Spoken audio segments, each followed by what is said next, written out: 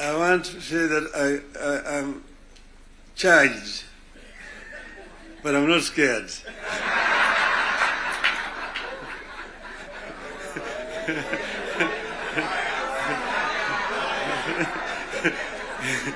You know, I've been a member of Parliament for this constituency for 20 years. And I used to meet with members of Parliament. I was our Prime Minister. And every Wednesday was a Prime Minister's question time in Parliament. I used to be harassed a lot by members of Parliament. And that's why I'm not scared. But let me begin to say that none of us thought a day would come when protagonists just a year ago would get together to chart a joint way forward for this country. How did we find ourselves together, and why are we here today? One, in life of a nation, there comes a time when danger knocks on the door.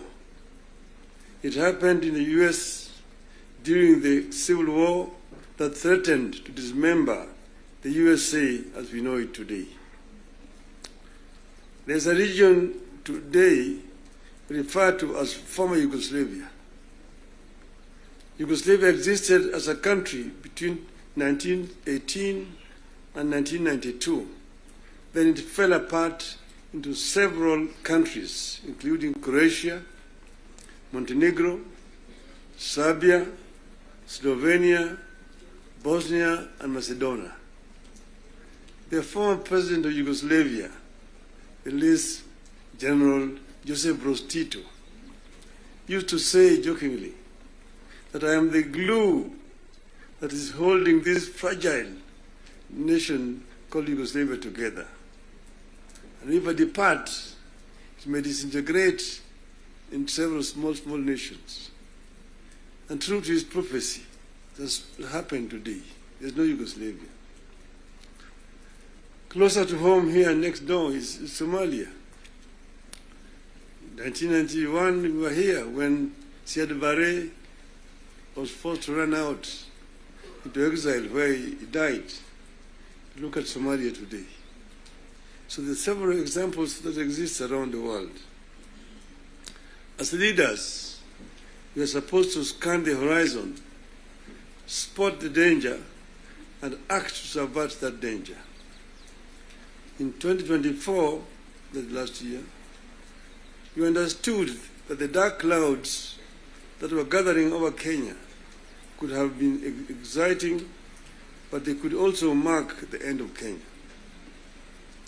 We decided that it is better to have an imperfect country that is struggling to mend its ways than to have a collapsed one.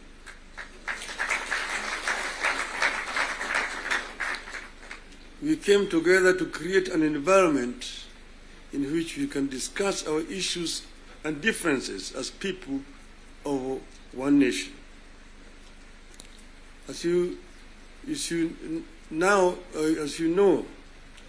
and as you know here, there are countries that cannot discuss their issues at home.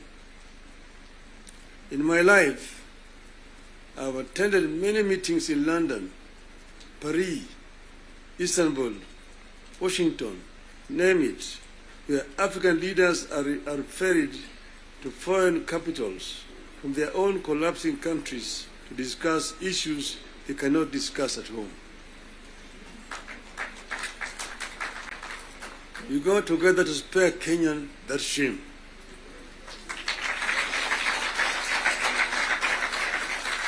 Our object was and remains one, as one US senator called it, our country, our whole country, and nothing but our country.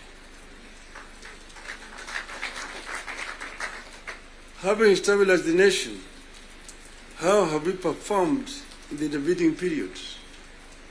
How do we do better? How do we move forward in a way that respects the people of Kenya and that shows that we are alive to the circumstances that triggered our coming together, and that we are acting on them. That is our object today, and that's why we are here today. We met and decided that we needed to have, for the first time, a joint parliamentary group meeting. We could now discuss with our members of parliament. It's over 2 months ago, an opportunity to discuss in this very same place here with the members of the executive. They came here and actually came with a blueprint of the performance, what they had done up to that time, and what they were intended to continue doing going forward. And I was very candid with them in my discussions with them. And I told them where I thought they were not doing right and what I thought they should be doing rightly. So as always, I'm always very candid indeed. Today I'm meeting the members of